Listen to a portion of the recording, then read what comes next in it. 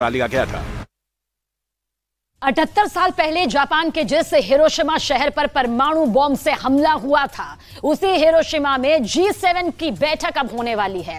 इस बैठक में हिस्सा लेने के लिए G7 देशों के मुखिया हिरोशिमा भी पहुंच गए हैं। अमेरिका के प्रेसिडेंट जो बाइडेन भी इस वक्त हिरोशिमा में मौजूद है। वहीं हिंदुस्तान के प्रधानमंत्री नरेंद्र मोदी को भी जापान ने विशेष आमंत्रण देकर बुलाया है। परमाणु युद्ध का दंश झेल चुके हिरोशिमा में G7 की बैठक दरअसल ऐसे वक्त में हो रही है जब न्यूक्लियर वॉर को लेकर आशंकाओं का तापमान आसमान छू रहा है।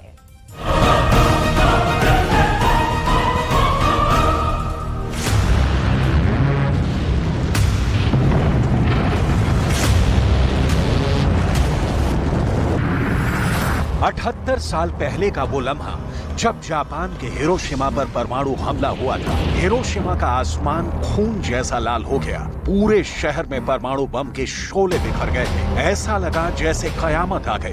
पलक झपकते सब तबाह हो गया था। परमाणु हमले के बाद इस इलाके में करीब 4000 डिग्री सेल्सियस तक की गर्मी पैदा हुई। न्यूक्लियर अटैक में एक झटके में 1.5 लाख लोग गाल की गाल में समा गए थे। मैं अभी जापान के शहर हिरोशिमा में हूं। वो हिरोशिमा जो एटम बॉम्ब की वजह से 6 अगस्त 1945 को बर्बाद हो गया था। लाखों की तादाद में लोग मारे गए थे और उसके बाद भी रेडिएशन की वजह से काफी लोगों की मौत हो गई थी। क्यों हो रहा है G7 समिट हिरोशिमा में? क्योंकि जापान चाहता है एक मैसेज जाए रशिया को, एक मैसेज जाए नॉर्थ कोरिया को और चाइना को कि न्यूक्लियर वेपन का इस्तेमाल नहीं किया जाए।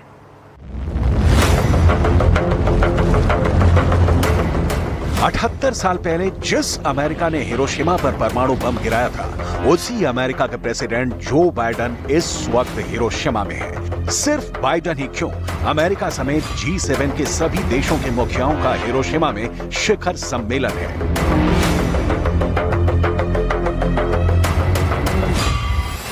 जिस वक्त हिरोशिमा में G7 की बैठक हो रही है, उस समय परमाणु युद्ध को लेकर आशंकाओं का तापमान आसमान छू रहा है। रूस के विदेश मंत्रालय की प्रवक्ता मारिया ज़खारोवा ने चेतावनी जारी की है। रूस का पश्चिमी देशों के साथ तनाव बढ़ता जा रहा है। पश्चिमी देशों को रूस के धैर्य की परीक्षा नहीं लेनी चाहिए।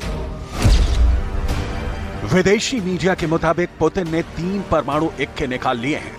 पहला इक्का रक्षा मंत्री सर्गेई शोइगु, जो कह चुके हैं कि रूस अपनी परमाणु मिसाइल की पावर को बढ़ाता रहेगा। दूसरा इक्का है रूस सुरक्षा परिषद के deputy chief Dmitry Medvedev.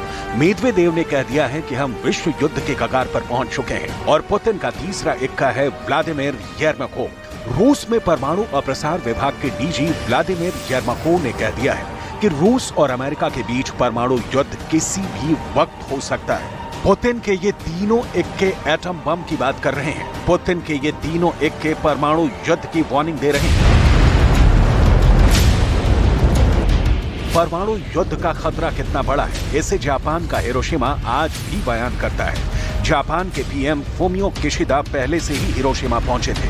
America के प्रेसिडेंट बाइडेन हिरोशिमा पहुंच गए हैं। ब्रिटेन के पीएम ऋषि सुनक हिरोशिमा पहुंच गए हैं। जर्मनी के चांसलर ओलाफ शॉल्ज पहुंच गए हैं। कनाडा के पीएम जस्टिन ट्रूडो पहुंच गए हैं। इटली की प्रधानमंत्री जियोर्गिया मेलोनी हिरोशिमा पहुंच गई हैं। प्रधानमंत्री नरेंद्र मोदी विशेष आमंत्रण पर इस बैठक में हिस्सा लेने वाले हैं। इसी हिरोशिमा में हुए न्यूक्लियर ब्लास्ट से दुनिया को पहली बार पता चला कि परमाणु हमले का मतलब विनाश होता है, सर्वनाश।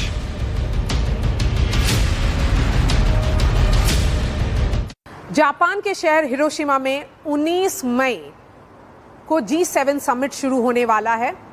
भारत G7 का मेंबर नहीं है, लेकिन जापान के प्रधानमंत्री ने नरेंद्र मोदी को खास न्योता देकर के यहाँ पर बुलाया है।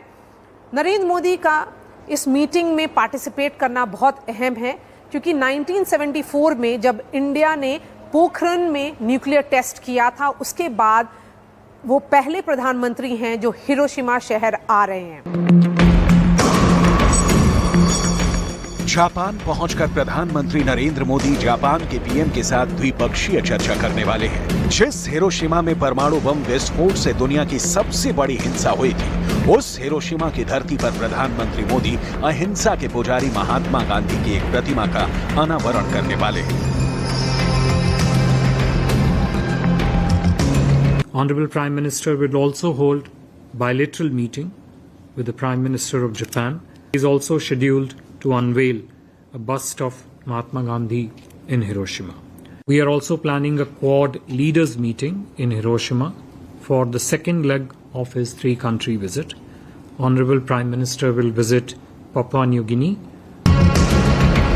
प्रधानमंत्री नरेंद्र मोदी की रूस के राष्ट्रपति पुतिन से कितनी करीबी है, इससे दुनिया अनजान नहीं है। सितंबर 2022 में उज्बेकिस्तान के समरकंद में पीएम मोदी पुतिन से मिले थे। पुतिन से हुई उस मुलाकात में पीएम मोदी ने कहा, ये युद्ध का समय नहीं है।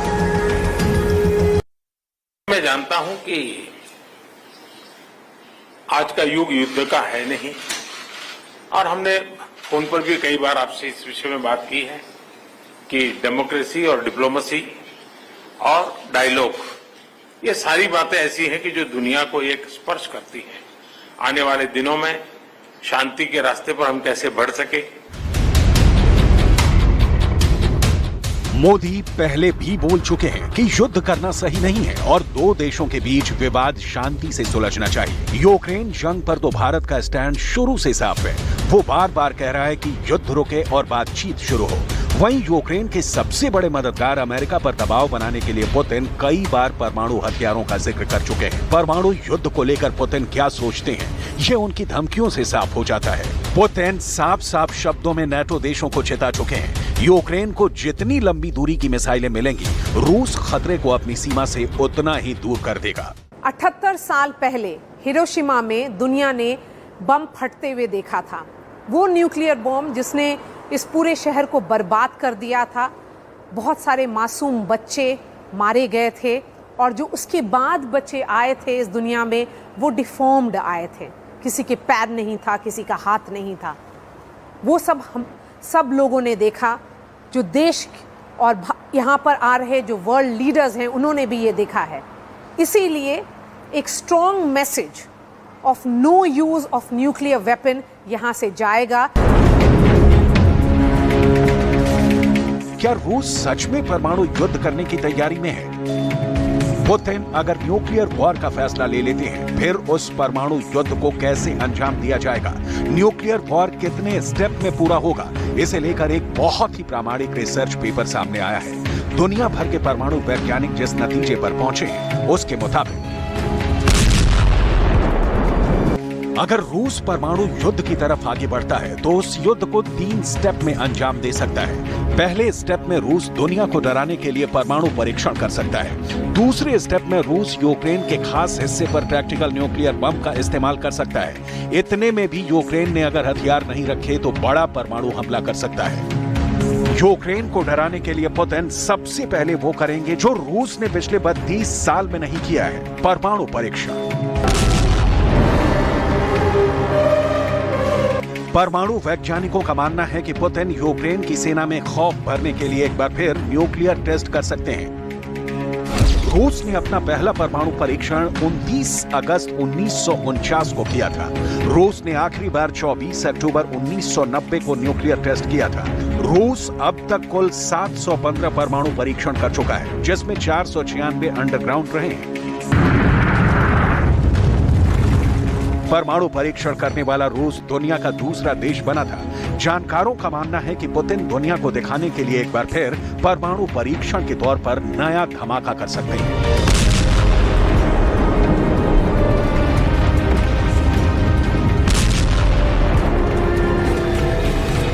All Russian Research Institute of Experimental Physics Vyacheslav Solovyov ने दावा किया कि अगर जरूरत पड़ी तो नोवाया ज़ेम्ल्या में किसी भी वक्त रूस परमाणु परीक्षण कर सकता है। व्याचेस्लाव सोलोवियो का यह दावा पुतिन की परमाणु धमकी से 100% मेल खाता है। नोवाया ज़ेम्ल्या परमाणु परीक्षण स्थल रूस की सबसे बड़ी न्यूक्लियर टेस्टिंग साइट में शामिल है।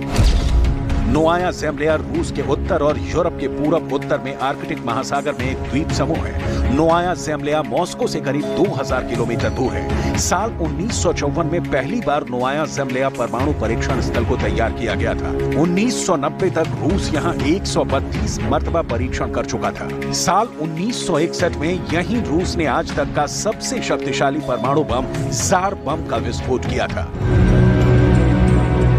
रूस का परमाणु बम यूक्रेन के जिस हिस्से पर गिरेगा वो वीरान हो जाएगा, वहां की धरती बंजर हो जाएगी। ठीक वैसे ही जैसे जापान के हिरोशिमा में हुआ था। 78 साल पहले 6 और 9 अगस्त को जापान के हिरोशिमा और नागासाकी शहरों पर अमेरिका ने परमाणु बमों से हमला किया था।